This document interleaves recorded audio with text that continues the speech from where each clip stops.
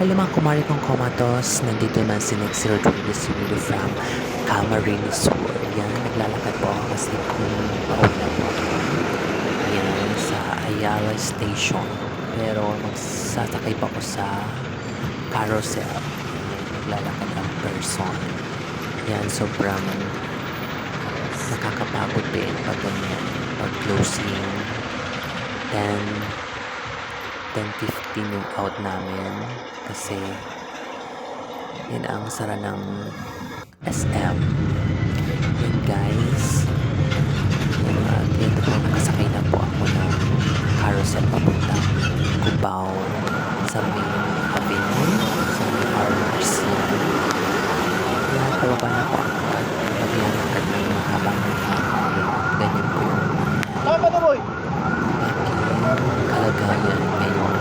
Maglalakad po ako kasi mahaba-haba po ang hours doon sa kaya papuntang Divisoria. Yan guys, nakakatakot lang yan kasi maraming sasakyan at madilim pa. Yun, maraming sasakyan at mga taong dyan katambay sa gilid. Yung natinignan mo lang straight light. Yan guys, naglalakad ng person. Yan, nagtitinda ng mga ano dyan sa gilid. Kawawa naman sila kasi wala silang pwesto. Yan guys. Yun na, tatawid na po ako papuntang Farmers. Yan. Mamadali kasi kami yan kasi may dadaan ng mga sasakyan para hindi maputol ang Makomatos 3 months in 1 week in 1 hour. Yan guys. Yan.